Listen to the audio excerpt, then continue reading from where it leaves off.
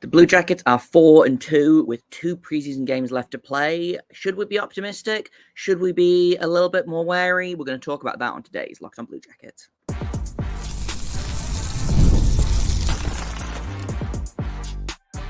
You're Locked on Blue Jackets, your daily podcast on the Columbus Blue Jackets, part of the Locked on Podcast Network, your team every day. Hello and welcome to Locked on Blue Jackets, part of the Locked on Podcast Network, your team every day. I am, as always, your host Jay Foster, here to give you the good, the bad, and the ugly about your favorite team and mine, the Columbus Blue Jackets. Before we get things started, I want to thank everyone for making this your first listen of the day every single day. Locked on Blue Jackets is free and available on all podcast platforms and over on YouTube. Now, got a lot to talk about today. A couple of preseason games played last night and the night before. I have been traveling and thus unable to record, but I am here. I am ready to talk about them because I am excited about it. Lots and lots of good things happening for the Blue Jackets. Like I said, they're 4-2 in their preseason so far. We've talked about big performances from guys like Ken Johnson. We've talked about promising performances from guys like Dennis Matejchuk, but it feels like everyone has stepped up so far in the preseason. A lot of guys I want to talk about today. I want to talk about Sean Monahan. I want to talk about Adam Fantilli. I want to talk about Gavin Brindley. All these guys I want to talk about, and we'll go from there. So let's get right into it. I am feeling optimistic about the season starting. And I know it's preseason, and I know that, we've had things like this before where the Blue Jackets have done really well in preseason and then fallen on their face as soon as the regular season starts. We've seen this before. However, the kind of performances I'm seeing feel maybe not sustainable is not the right word, but Ken Johnson looks like a different player out there. Adam Fantilli looks like he's hit the next gear already. Obviously we haven't seen him play since the end of January. He's got 4 goals and 2 assists in 4 preseason games. He looks great. He had a hat trick on, I want to say Friday night.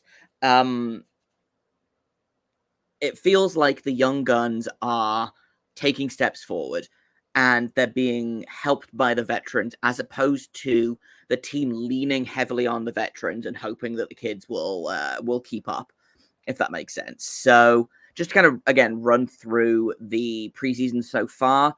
They lost the first game 6-1 to the Sabres.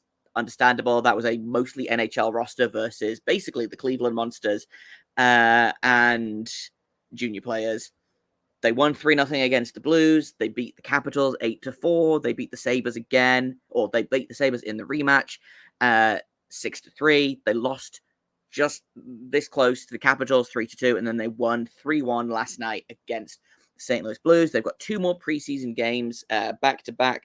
They've got one tomorrow night against the Penguins, and then another one on Friday also against the Penguins. So big preseason test coming up at the end of this. Obviously, the Penguins are the Penguins. The Blue Jackets have always kind of struggled against them, less so in kind of recent-ish years, but it always feels like people are going to get up for a game against the Penguins. If you're a Blue Jacket, if you're a Blue Jackets fan, games against the Penguins, I feel like mean a little bit more. So that's going to be a really good test. But I am enjoying watching the Blue Jackets this preseason way more than I expected to. And it feels kind of weird. Obviously, there is kind of the Gaudreau loss, I think, looming heavy over a lot of things. I know Sean Monahan talked about he made his preseason debut, scored 2 goals in his preseason debut, and was like, yeah, no, it kind of sucked to walk into the room and see the Gaudreau jersey hanging there and not have Johnny around. But I feel like, Gaudreau was watching over him. Gaudreau would have been proud of him for that performance he put on. And I have liked Sean Monahan in preseason so far. I still feel like, and we'll talk about this in kind of seconds, I still feel like there's ways to tweak this lineup to make it better. And I'm not even talking about like putting Matejchuk in the top 4 or putting Brindley in a roster spot. Like, I feel like just tweak the lines that are already the NHL guys. And again, we'll talk about that in a minute. I don't want to get too far ahead of myself, but I feel like there's a way that we can really unlock guys like Monahan. I don't know if it's playing on the line that he's playing on right now, but we'll get into that in a second. I'm trying really hard to temper my expectations, which is kind of the theme of the next segment is, well, we're all really excited, but, because there's always a but in hockey. It's hard not to get excited, though, again, because, like I say, like, you see the performances from Ken Johnson.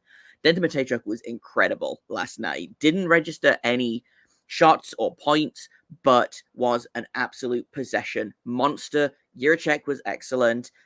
Goals from Chinikov, who I talked about this with Jeff Svoboda a couple of months ago. I wouldn't be surprised to see 30 goals from Igor Chinikov. Do I think it's likely? No. But would I be surprised if it happens? Also, no. We see Marchenko doing Marchenko things. We see Adam Fantilli, like I said, 4 goals, including a hat trick. Just the goaltending has been good as well. Like, I don't have the exact numbers next to me, but I know that Jack Greaves was outstanding against the Blues last night. Here it is, 22 saves on 23 shots after missing the game previous to that with the flu. I think he was supposed to get a period against the Capitals. They decided to rest him. He played last night and was excellent. And like, even in the game that they lost, which I'm gonna like take that first preseason game basically out of everything, because it was PTOs and juniors against basically an NHL squad. So we're just gonna disregard that, quite frankly. Daniil Tarasov, 3 goals on 26 shots to lose to the Capitals. It's not ideal, but he needed like 1-2 more saves. Frustrating, but not the end of the world.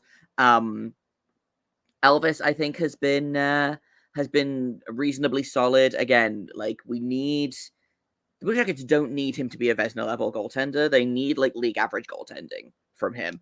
And I'm really interested to see what happens when the games start meaning something with the goaltending, because a lot of questions, a lot of things to figure out. How long is Elvis's leash as the starting goalie?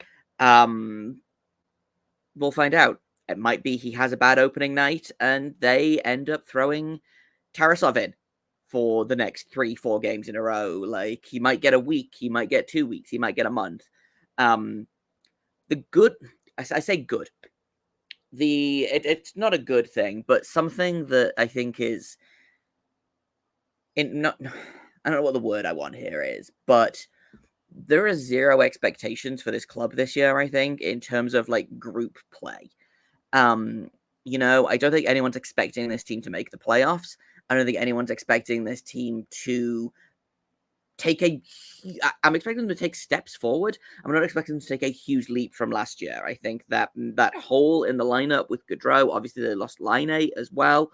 So, there's your top line elite forwards, both gone, for different reasons. But I feel like the expectations of this club have gone from kind of 6 weeks ago, it was this team should challenge for the playoffs. Today, it's this team should just do the best that they can, and we'll go from there. So, am I feeling optimistic? Yes. But I think it's going to be a good thing in terms of, I think, for individual players, like, the expectations are basically 0, so they might as well just play hockey and have as much fun as they can, right?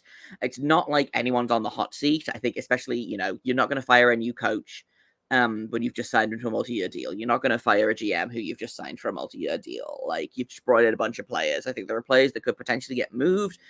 I know that they still want to bring a player in. I'm unsure how I feel about that, especially because we already have players kind of knocking on the door trying to earn a roster spot, which we'll talk about in a minute. But, like, for better or worse, this is what the team is right now, and I don't think that there's going to be any kind of quote-unquote consequences if this team underperforms where they should be. Let's take a quick break, and then I want to talk about tempering our expectations, because I have been getting a little bit hype, and I know that I shouldn't be getting as hype as I am. So we're going to talk a little bit about how the motto for this is going to continue to be here on Locked on Blue Jackets. We are tempering our expectations for this season. So we'll talk about that in a second here on Locked on Blue Jackets. First, I've got to tell you about FanDuel. You can start the season with a big return on FanDuel. They're America's #1 sportsbook for a reason. If you get a hunch in the middle of the game, you can check out the latest stats, you can view live play-by-play, and so much more on the same page where you place your bets. The NFL season is well underway, and it's looking like the contenders and the pretenders are starting to separate. So if you want to put some money on a contender and be in with a chance of winning, FanDuel is going to give you $200 in bonus bets guaranteed when you place your first $5 bets. You don't even need to bet on a contender. You could bet on literally whatever the heck you want. You could bet on the Bengals to win it all. You could bet on the Dolphins to turn it around. You could bet on the Chiefs to finish with the first overall pick. You're going to get started with those $200 in bonus bets, regardless of whether you win or lose. It's FanDuel.com, America's #1 sportsbook.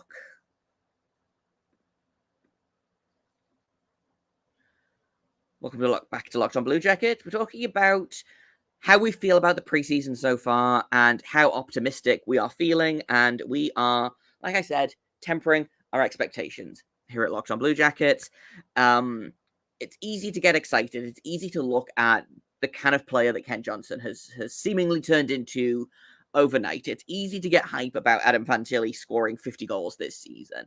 It's easy to look at Denton Matejchuk and be like, wow, this might be the best defenseman in the history of the NHL. Like, none of these things, except potentially the Kent Johnson one, are going to come true, However, I think there's a fine line to walk between like optimism and tempering expectations. We can be excited about these players, but I think, especially in terms of, there's been a lot of roster turnover, there's been a lot of new faces.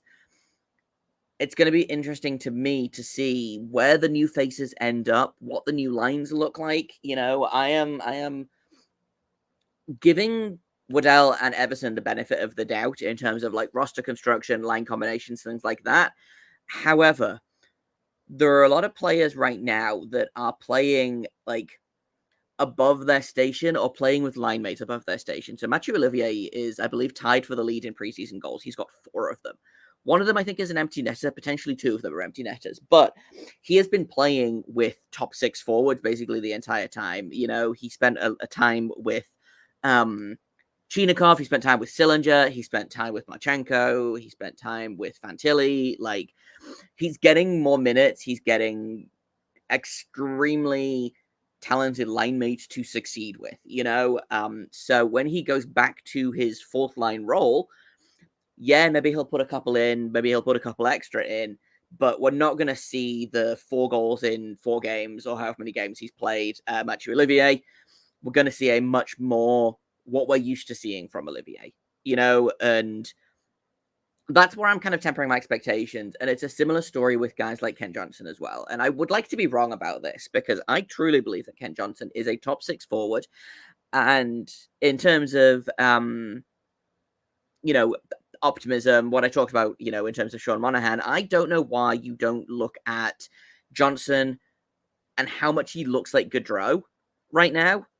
And I don't know how you don't just put him next to Monahan and see if you can recreate that chemistry. Obviously, it's a completely new player. It's not like Gaudreau has inhabited Kent Johnson's body. It's going to be different, but I don't know why you wouldn't take that in the same way that, like, I'm surprised that they didn't immediately glue Fantilli and Brindley together to see what happened there, and Fantilli's best games have come with Brindley on his wing. So, like, I don't really know what's going on there, what we're doing, but that's what's kind of tempering my expectations right now. Is I would love to see Brindley get a spot in the top 6. I think he's likely headed to Cleveland. He shouldn't be, but I think he's likely headed to Cleveland. Ken Johnson currently is playing on the 3rd line, but below Jenner and Van Riemsdyk as left wings. To me, that feels like a waste of his talent. He's going to get fewer minutes. He's going to get fewer opportunities.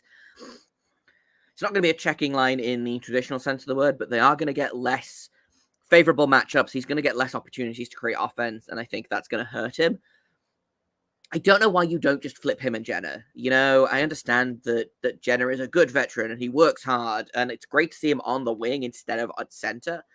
But burying Ken Johnson below Jenner, who is a middle six forward, and Van Riemsdyk, who is like 35, 36 years old and making league minimum right now, who was on a PTO somewhere else and has kind of walked into this top six spot, feels like a huge misstep to me, especially when you look at what Ken Johnson has done in the preseason. Like, he has come in, and Dean Everson has talked a big game about, hey, if you want your role to change, if you want your role to improve, do something about it.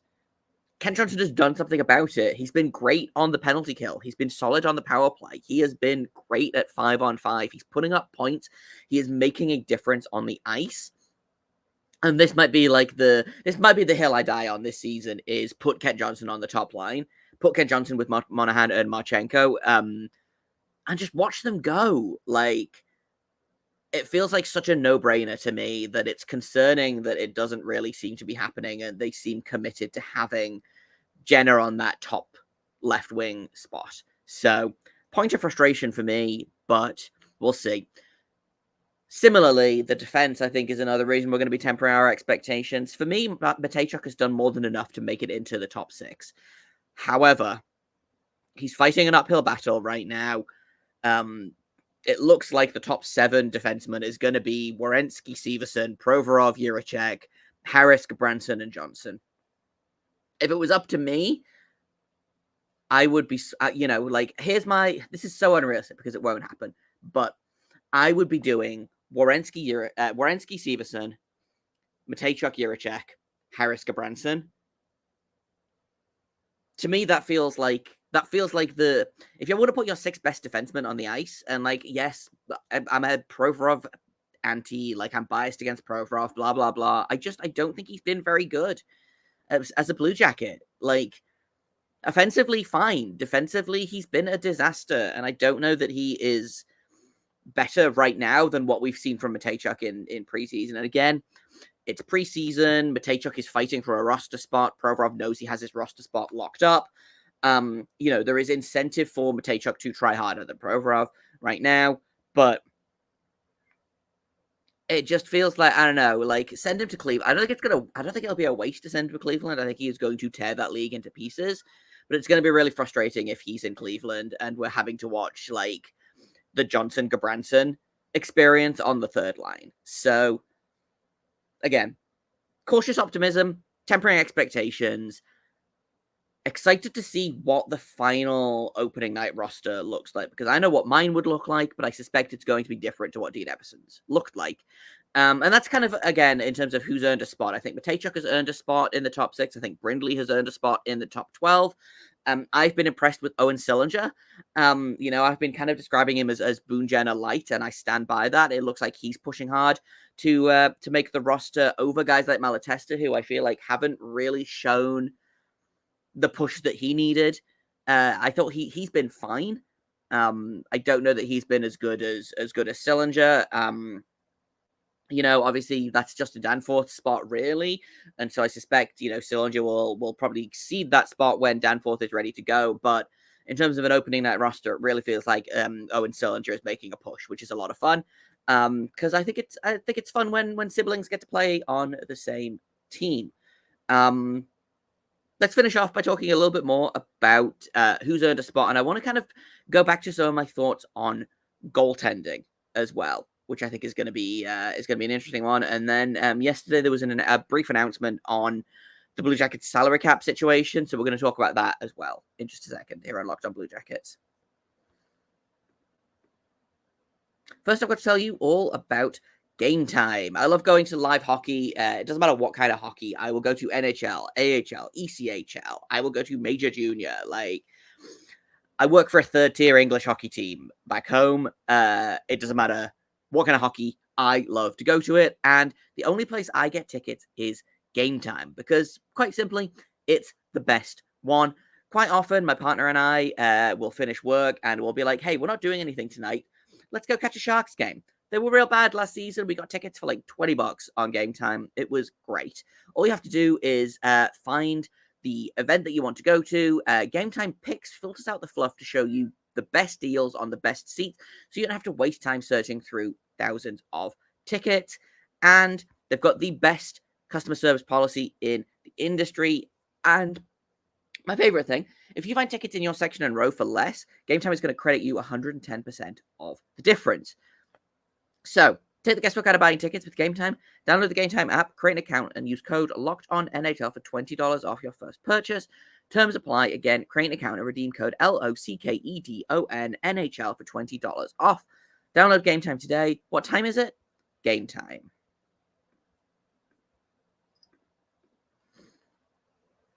Welcome back to Locked On Blue Jackets. I want to finish off with some thoughts about goaltending. I was going to talk about some more roster spot decisions, but I've realized that I think I talked about everyone that I wanted to talk about. Beyond the fact that if Jack Johnson is in the top 6 of this team, I might commit a homicide. For legal reasons, that is a joke. But goaltending, I am really interested to see what the goaltending looks like this season. Is it going to be Elvis is the starting goalie, Tarasov backs up? Is it going to be the roles reversed? Is Tarasov going to take the starting role? Are they going to do what they did with Elvis's first season in the league, and they're going to do, a 1A, 1B situation like they did with Korpisalo and Muslykins? Like, I'm really interested to see what happens there, because I feel like they've both performed reasonably well in the preseason. Again, I don't have the numbers in front of me, but obviously Elvis got that shutout in the second preseason game. Only played 40 minutes, but it still counts. I think Tarasov has been solid. Elvis was a little bit shaky against, I want to say, the second game against the Capitals, or the second game, the first game against the Capitals, potentially. I'm mixing my games up in my head, but Elvis has been solid. Tarasov has been solid. So it's going to be really interesting to see. I think Elvis gets the nod at opening night. We'll see. Again, they're going to start making cuts. They're going to start figuring out what's going on. Jack Greaves is going to get sent back down to Cleveland at some point. I imagine we'll see a bunch of moves probably today or tomorrow. 2 more preseason games. I think Elvis will probably get one. Tarasov will get the other. And they might make a decision from that. Again, going back to what Everson said, like, he has no previous feelings, no previous, real knowledge about any of these guys. So what he's going to do is he's going to be like, right, well, you performed the best, so you get to go. So we'll see. That's my guess, is Elvis gets one game, Tarasov gets the other, and then whoever performs the best out of those 2 guys gets the opening night nod. We'll see. But that's kind of all I've got in terms of optimism, pessimism, thoughts about opening night, etc. I wanted to kind of finish off by talking about something that Elliot Friedman spoke about last night, or possibly, it was Aaron Portzline spoke about it. So here we go. CBJ have been informed by the NHL and the NHLPA today that they won't need to be compliant with the agreed-upon salary cap floor by October 7th, which is when NHL rosters are set for the 24-25 season. There's 2 key points here. The first one is that in July, Johnny Gaudreau got a $2 million signing bonus as per his contract. That money is going to be included in their salary cap figure. 2, the league is waiving the October 7th deadline to reach the floor of $65 million, with the expectation that they'll get there in, quote, a reasonable time. With that $2 million signing bonus added in, the Blue Jackets are roughly $1.4 million under the cap floor of that $65 million. That can easily be achieved given Waddell's desire to add a veteran forward via trade or the waiver wire. No word from CBJ yet on this, but seems a reasonable remedy given the circumstances. Quite obviously, Blue Jackets were headed above the floor before the Johnny and Matthew Gaudreau tragedy. It's been a delicate subject to be sure. And then just to follow up, told this allowance from the NHL, NHLPA per the Blue Jackets salary cap floor was the solution. The Blue Jackets asked the league to present to the union an impressive example of the 2 sides working together. CBJ GM Don Waddell, currently at the NHL Board of Governors meetings in New York, confirms that this is the remedy the club was seeking. Now the Blue Jackets aren't forced to take on a bad contract before October 7th to reach the floor. So there is a lot to talk about here. Not a lot to talk about, but lots of new information. Basically, this means that the Blue Jackets aren't going to be forced to, and I've seen a lot of this, and it's mostly from Habs fans, I'm not going to lie. A lot of Habs fans being like, well, we'll give you Brendan Gallagher and Josh Anderson for free, and like, no, we don't want that. The Blue Jackets clearly want to have, I think, someone with like a 1 year or potentially 2 year contract that they can bring in for a year, and that gives them basically an entire year of wiggle room to figure out how to get above the cap floor properly without having to do the Arizona Coyotes thing of taking on like the corpse of Marian Hossa and the corpse of Shea Weber to hit the salary cap floor. They're still probably going to add another forward. I'm hoping it's probably going to just be a depth guy. I don't think they need to add at least, another top 9 guy. Definitely not another top 6 guy. There's already too many top 6 guys or guys that should be in the top 6 for me to be comfortable with them adding another one. But if they can add someone who, like waiver wire, Portsline specifically looked at who is it? Phil De Giuseppe, I believe, was the name that he had looked at. Here it is. Yeah, left wing Phil Di Giuseppe, who was waived by the Canucks. He's played in 282 NHL games with Carolina, Nashville, the Rangers, and Vancouver. So we'll see what happens there. I'm not expecting any move immediately, but I think Blue Jackets are keeping an eye on it. In terms of trade, I think it's probably going to be getting a guy for future considerations or picks, because again, I can't see them trading anyone from this room right now. It doesn't make sense from like a player perspective. It doesn't make sense from a people perspective. I think they want to keep this group together as much as they possibly can. And so, I've seen people being like, well, let's trade Jenner and retain 50% to get stuff. Let's trade Provorov. Let's trade Severson. Let's trade whoever. And it's simply not going to happen. So we'll keep an eye on that. We'll, again, because of how this works, I assume that what will happen is as soon as I finish recording, they'll announce that they've claimed someone on waivers. But as of right now, they haven't. So, like I said, we'll keep an eye on that. We'll talk about that probably in tomorrow's episode, and we'll go from there. Like I said, on that subject of tomorrow's episode, hopefully they'll get the roster for tomorrow night's game sooner rather than later. So we'll talk about that. We'll talk about any moves that guys get sent down, guys get called back up, blah blah blah. We'll talk about all of that in tomorrow's episode. I've been Jay Foster. You can find me on Twitter at _Jacob Foster, JAKOB_FORSTER. You can find the show at LO_Blue Jackets. If you have comments, questions, criticisms, email me at lockedonbluejackets@gmail.com. If you have, you can reach out to me at YouTube as well. I forgot how my intro works. There's a very small cat sitting next to me that would like attention. But we're free and available on all podcast platforms. We're over on YouTube. We're on Sirius XM. And thank you for listening, for making us your first listen of the day every single day. And until tomorrow, make sure you stay locked on.